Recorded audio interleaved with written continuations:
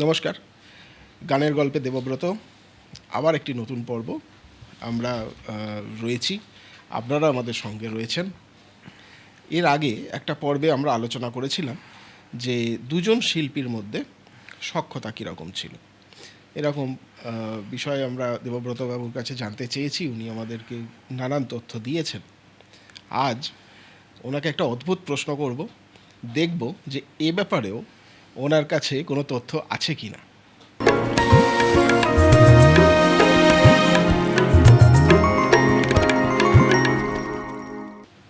নমস্কার। নমস্কার। নমস্কার। আগের বার আমরা তো আলোচনা করেছি যে সঙ্গীত জগতে দুজন বিখ্যাত ব্যক্তির মধ্যে সখ্যতা, তার মধ্যে আপনি কিশোর কুমার হেমন্ত মুখোপাধ্যায় সখ্যতার কথা বলেছেন, রবীন্দ্রনাথ ঠাকুর নজরুল ইসলামের সখ্যতার কথা বলেছেন। এইবারে বলতে পারেন যে একটু অন্যভাবে আমি আপনাকে জিজ্ঞেস করব, অন্য বিষয়, সেটা হচ্ছে তিক্ততা। দুজন বা একাধিক মানুষের মধ্যে তিক্ততা কি কখনো দেখা গেছে? এটাকে আমি ঠিক মানে তিক্ততা বা ঝগড়া এরকম বলবো না, মতের অমিল বলতে পারি, বা যদি থেকে থাকে সেটা কীরকম প্রকাশ ঘটেছে, এই বিষয়ে কি তথ্য আপনার কাছে আছে? আপনার মাথা থেকে বেশ বিষয়গুলি বের হয়ে সখ্যতার বিপরীত শব্দ তিক্ততা কিনা জানি না। সখ্যতার বিপরীত শব্দ বোধহয় শত্রুতা, কিন্তু তার মাঝে একটা শব্দ আছে তিক্ততা, সেটা শত্রুতা নয়। তিক্ততাটা এমনই একটা সম্পর্ক যে তোমাকে আমার সহ্য হয় না, এবং তোমাকে যদি কালিমালিপ্ত করতে হয় করতে রাজি আছি। তোমাকে কালিমালিপ্ত করা বা তোমাকে কলঙ্কিত করে আমি শান্তি পাই, আমি আনন্দ পাই। তোমাকে ইগনোর করে বা তোমাকে অবহেলা করে আমি যতটা পাই না, তোমাকে কলঙ্কিত করে পাই। রাজনীতিকদের মধ্যে তো এই কলঙ্ক বা কালিমালেপন তো আছেই। এটা রাজ্যসভা লোকসভায় আমরা আজকাল হামেশাই দেখতে পাই, এবং কথার প্যাঁচে মোচড়ে মানুষকে কিভাবে অপমানিত করা যায় এটা আগেও ছিল।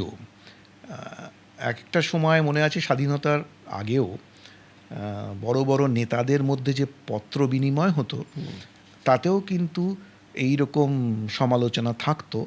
তাতে তিক্ততা থাকতো কিনা আমি জানি না, কিন্তু কোনো কোনো সময় তার তিক্ততা ছুঁয়েও যেত।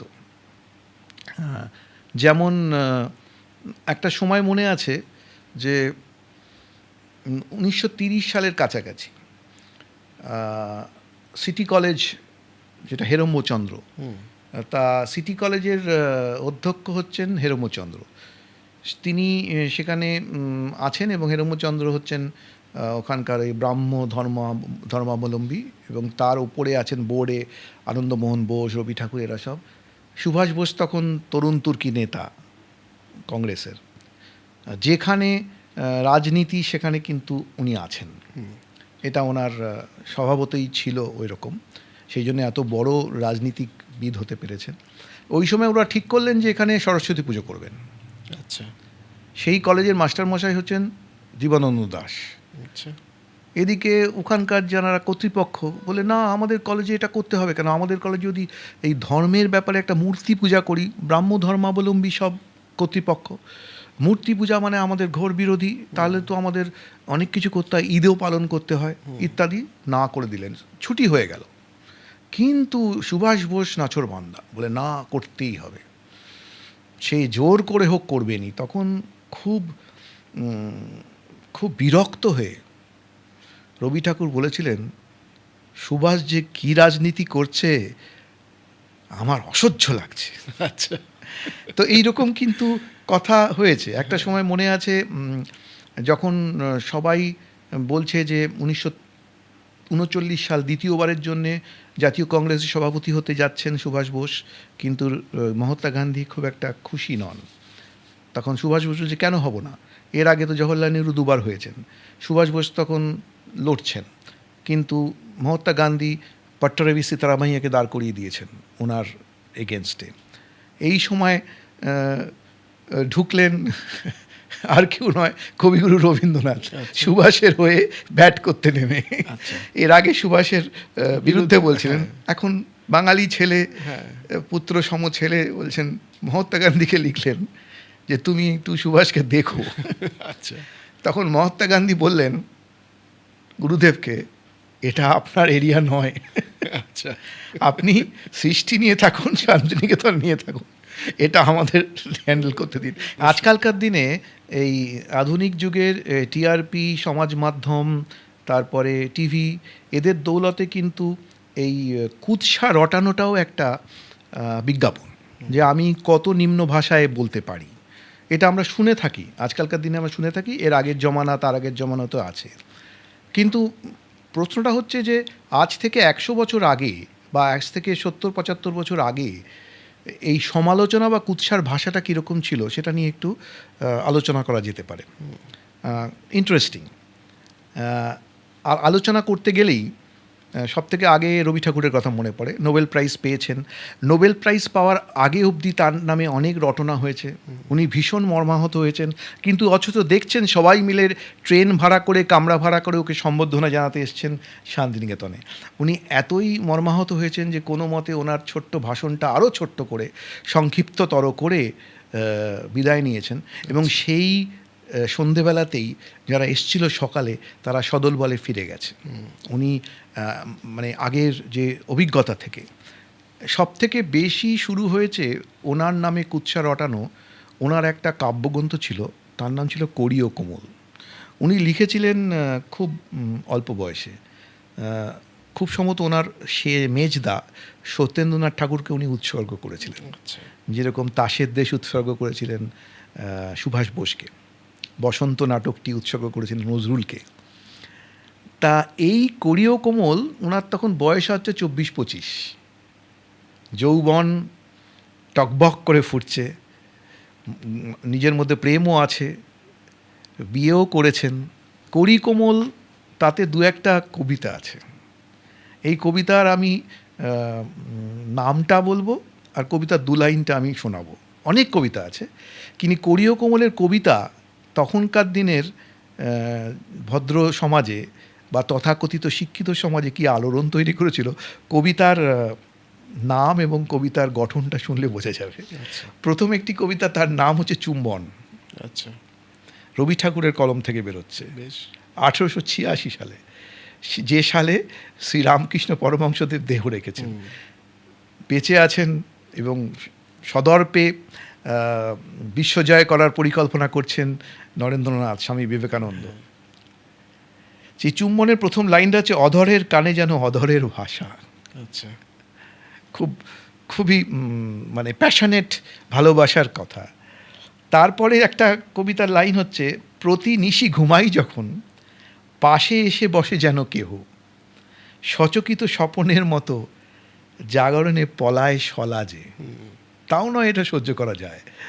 পরের কবিতাটা বোধহয় সহ্যের সীমা ছাড়িয়ে গেল ওই তথাকথিত সমালোচকদের কাছে। সেই কবিতার নামটা হচ্ছে বিবসনা। আচ্ছা। এবং কবিতার 2টো লাইন হচ্ছে, ফেলো গো বসন ফেলো ঘুচাও অঞ্চল, আচ্ছা। পর শুধু সৌন্দর্যের নগ্ন আবরণ। আচ্ছা। এরপরে আর থাকা গেল না। এরপরে মন্তব্যের মোটামুটি অস্ত্র নিয়ে নেমে পড়লেন সমালোচকেরা। কড়ি ও কোমল, এ তো একটা ব্যভিচার, এ তো একটা অশালীন প্রদর্শন। এবং সবার আগে নামলেন তার থেকে 2 বছরের ছোট দ্বিজেন্দ্রলাল রায়। আচ্ছা। তিনি বললেন, কড়ি ও কোমল এ কি চাপকাইয়া দেওয়া কর্তব্য। আচ্ছা। চাপকাইয়া দেওয়া কর্তব্য, মানে বুঝতে পারছো কোন লেভেলের ভাষা উনি। এবং সবই কিন্তু আমি এই যে বলছি, এর লিখিত মুদ্রিত আচ্ছা বক্তব্য, এগুলি সব বিভিন্ন বইয়ে আছে। এরপরে ডিএল রায় বললেন যে আর একটা কবিতা সোনার তরী, তাতে একটা লাইন আছে, কাটিতে কাটিতে ধান এলো বর্ষা। এটা ভৌগোলিক এবং আমাদের ঋতুর মধ্যে কীরকমভাবে হয় যে বর্ষার সময় কি কেউ ধান কাটে নাকি? উনি কি জানেন না ধান কাটার মরশুমটা কি? এতই দুঃখ পেয়েছিলেন রবি ঠাকুর যে শান্তিনিকেতনে ওনার সব শিষ্যা আশ্রমিকদের ডেকে বলেছেন, এই কবিতাটা পড়ো আমার সামনে। আচ্ছা। সবাই পড়েছে, বলে এই কবিতার মধ্যে কি বুঝলে? বলে হ্যাঁ কবিতাটা বুঝলাম, যে ঠিক আছে, ঠাই নাই ছোটোতে রড়ি, ছোটো সে তরি, আমারই সোনার ধানে গিয়াছে ভরি। উনি বলে এর মধ্যে কঠিন কিছু পেলে, কিছু অসামঞ্জস্য পেয়েছো? ওনার খুব দুঃখ লেগেছিল। যাই হোক, এরপরে আরেকটা গান ছিল, যে গানটা ওনাদের সুশীল সমাজ যাকে বলা হয়, শিক্ষিত সুশীল সমাজ, সমবয়সী যখন যারা ছিলেন, গানটা ছিল কেন যামিনী না যেতে জাগালে না, বেলা হলো মরি লাজে। আচ্ছা। তা গানটার ভাবার্থ এই যে দম্পতি বা প্রণয়ী একসাথে সহবাস করেছেন, রাতে জেগেছেন সহবাস করে, যথারীতি ভোর রাতে উঠতে পারেননি ভোরবেলায়, এদিকে বিবাহিতা যদি হন তার শাশুড়ি অপেক্ষা করছেন, এবং বৌমা এখনও ঘুম থেকে ওঠেনি, বৌমা উঠে রান্নাঘরে চা করবে আমার এবং শ্বশুরমশাইয়ের জন্যে, এটাই রীতি রেওয়াজ ছিল। কিন্তু এক্ষেত্রে দেখা যাচ্ছে বৌমাই দেরি করে উঠছে, তাই বলছে বেলা হলো মরি লাজে, আমি ফেস করবো কিভাবে? তুমি ডেকে দাওনি কেন? এই সব শুনে লেখালেখি করার মানে, আর বললো যে এ তো মানে এটা কি হচ্ছেটা কি, এই পুস্তক তো দগ্ধ করা উচিত। আচ্ছা। চিত্রাঙ্গদা, যেটা তারও আগে লেখা হয়েছিল, সেখানে লিখছে যে ওই গানটাতে লেখা হলো এটা তো লম্পটের গান। আচ্ছা। এর ছত্রে ছত্রে লাম্পট্য। আচ্ছা। বিপিনচন্দ্র পাল খুব সম্মানীয় ব্যক্তি আমাদের স্বাধীনতা সংগ্রামে, লাল বাল পাল আমরা তার কথা শুনেছি, তিনি অগ্রজ রবীন্দ্রনাথ ঠাকুরের। তিনি আরও ধ্রুপদী ঢঙে আক্রমণ করলেন। তিনি বললেন Rabi Thakur rights with borrowed মেজেস্টি, আচ্ছা। মানে পরস্বৈপদী মহিমায় লেখেন। পরস্বৈপদী মহিমায় লেখেন মানে হচ্ছে অন্যের কোনো উচ্চ ক্লাসিক্যাল ঢঙের লেখা উনি আত্মীকরণ করে লেখেন। এটা খুব খুব খুব গভীরভাবে ভাবার, যে কীভাবে উনি আতর্কিত, মানে আক্রমণ সামলাতে হচ্ছে। সাহিত্য পত্রিকা ছিল সুরের সমাজপতি, তিনি চোখের বালিকে উপন্যাসকে বলেন একটা অশ্লীল উপাখ্যান। আচ্ছা। আজকের দিনেও চোখের বালি পড়ে অনেকে এরকম ভাবতে পারে, কিন্তু উনি সমাজের সেই সময়কার থেকে ওনার চিন্তাধারা অনেক আগে ছিল। কিন্তু যারা সমালোচক, যারা সম্পাদক, তারা তো ছেড়ে কথা কইবে না। এবং তার মধ্যে একজন ছিল খুব নামকরা লখনৌ বিশ্ববিদ্যালয়ের উপাচার্য রাধাকমল মুখোপাধ্যায়, চিন্তাবিদ, বড় লোক, উপাচার্য মহাশয়। তিনি লিখলেন ঘরে বাইরে উপন্যাস, সত্যজিৎ রায় চলচ্চিত্র করেছেন, চলচ্চিত্র রূপায়ণ করেছেন, সেটা লিখলেন এটি কামোদ্দীপক উপাখ্যান। আচ্ছা। ইরোটিক। এখন ভাবা যায় যে আমরা যখন ঘরে বাইরে পড়ি বা সিনেমা দেখি, এর মধ্যে কতখানি ইরোটিসিজম আছে, কিন্তু বলতে তো বাধা নেই। অগ্রজ মোহিতলাল মজুমদার, এর সম্বন্ধে নজরুলের সঙ্গে একটা সংঘর্ষ হয়েছিল। তিনি বললেন এই রবীন্দ্র আনা বলে না, রবীন্দ্র আনা হইল পাশ্চাত্যের বিকৃত ভাবাদর্শ। আচ্ছা। আরেকটি কথা না বললেই নয়, আমি খুব দায়িত্ব সহকারেই বলছি, এই নিয়ে খুব বড় লেখা হয়নি। অনেকেই বলে বিবেকানন্দের সঙ্গে রবীন্দ্রনাথের একবারই দেখা হয়েছিল, একজনের বাগান বাড়িতে, সেখানে ছিলেন শ্রীরামকৃষ্ণদেব, দুজনের মধ্যে কথা খুব একটা হয়নি। এককালে দুজনের সঙ্গে একটা সখ্যতা ছিল। বলেছিলাম একজনের বিয়ে বাড়িতে, মানে আমাদের ঋষি অরবিন্দের মাসির বিয়েতে দুটো গান শিখিয়ে দিয়েছিলেন রবীন্দ্রনাথ নরেন্দ্রনাথ দত্তকে। কিন্তু একটা সময় মনে আছে, ভগ্নী নিবেদিতা, তখন 90 দশক, তখনও স্বামী বিবেকানন্দ হননি, তখন উনি শিকাগো ধর্মসভায় যাননি। তখন ভগ্নী নিবেদিতা এসে রবীন্দ্রনাথ ঠাকুরের পুত্রকন্যাদের ইংলিশ শেখাবেন বলে কথা হয়েছিল। বিবেকানন্দ বারণ করে দিয়েছিলেন। আচ্ছা।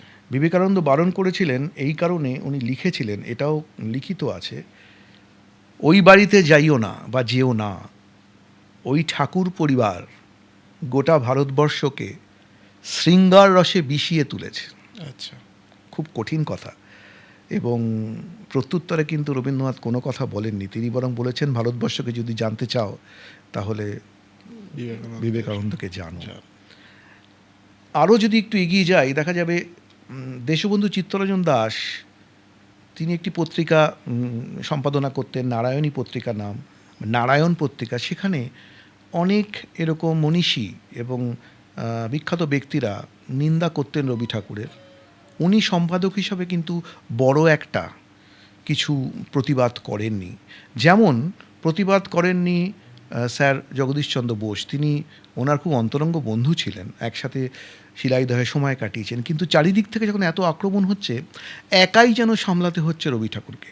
তার হয়ে কোমর বেঁধে যে অনেকে নেমে পড়েছেন তা নয়। সব থেকে ঘৃণ্য আক্রমণ হয়েছিল অবতার বলে একটা পত্রিকা। তিনি বলেছিলেন, অবতার পত্রিকা বলেছিল রবি ঠাকুরের বা এই ভদ্রলোকের নারী সঙ্গের জন্যে যৌন রোগ হয়েছে। আচ্ছা। এবং তারপরে রবি ঠাকুর এতই মর্মাহত হয়েছিলেন, ভেঙে পড়েছিলেন, যে উকিলদের সঙ্গে কথা বলেছিলেন যে এটা কোর্টে যেন এর মানহানির মামলা করা হয়। উনি শেষ পর্যন্ত করেননি, ভগ্ন স্বাস্থ্য আর মনের জোরও ছিল না, এবং কজনের কাছ থেকে উনি সহায়তা পাবেন সেটাও একটা বড় কথা। কল্লোল গোষ্ঠী পরবর্তীকালেও কিন্তু ওনাকে ছাড়েননি এবং বলেছেন উনি তো রোম্যান্টিক লেখক, উনি কি নিপীড়িত জনসাধারণের জন্য কিছু লিখেছেন? কমিউনিস্টরা লিখেছেন। কমিউনিস্টরাও একসময় ওই 30-এর দশকের পরে কমিউনিস্ট আন্দোলন শুরু হয়, তারাও বলেছিল রবীন্দ্রনাথ তো কেন লেখেননি যে আকাশ থেকে রাইফেল বুলেট ঝরে পড়ুক। তার মানে প্রত্যেকেই কিন্তু তার আক্রমণটা সানিয়ে গেছেন। ততদিনে কিন্তু বিশ্বকবি উনি, সুতরাং এটা চিন্তা করা যায় না। শেষ বয়সে রবি ঠাকুর ভেঙে পড়েছিলেন এবং তারাশঙ্কর বন্দ্যোপাধ্যায় ওনার কাছেই থাকতেন লাভপুরে। তারাশঙ্কর বন্দ্যোপাধ্যায় তখন রবি ঠাকুরের সঙ্গে দেখা করতে গিয়েছিলেন। ওনারও মন খারাপ হয়েছিল, কারণ ওনার কবিতা, ওনার কিছু গদ্য প্রবন্ধ নিয়েও অনেক সমালোচনা হয়েছিল। তখন উনি তারাশঙ্কর বন্দ্যোপাধ্যায়কে সান্ত্বনা দিয়ে বলেছিলেন যে যদি পরজন্ম থেকে থাকে তাহলে বাঙালি হয়ে যেন এ জন্ম না জন্মাই। আচ্ছা। যদি পরজন্ম থেকে থাকে তাহলে বাঙালি হয়ে যেন আর না জন্মাই। আর একটা বলেছিলেন, সার্থক জন্ম আমার জন্মেছি এ দেশে, এই লাইনটা আমি মুছে দিতে চাই। আচ্ছা।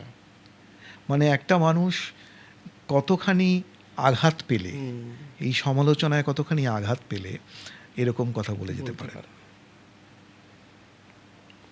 এটাও রবীন্দ্রনাথ ঠাকুর বা তার একটা অন্য দিক, যে মানে তাকেও সমালোচিত হতে হয়েছিল।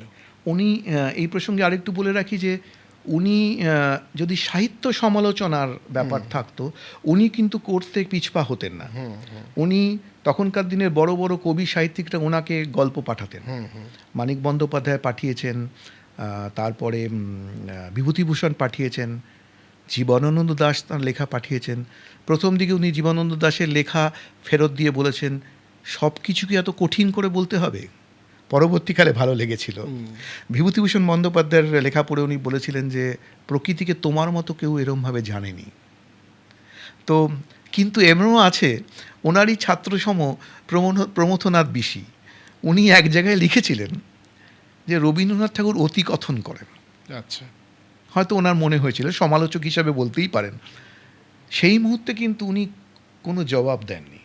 অনেক পরে প্রমথনাথ বিশি যখন বিশ্বভারতীতে গ্রন্থাগারে যান এবং ওনারই একটা বই খুঁজে বের করেন, মানে বিশিবাবুরই লেখা চৌধুরী বাড়ির জোড়াদিঘির চৌধুরী পরিবার, আচ্ছা। ওনারই একটা উপন্যাস, বড় উপন্যাস।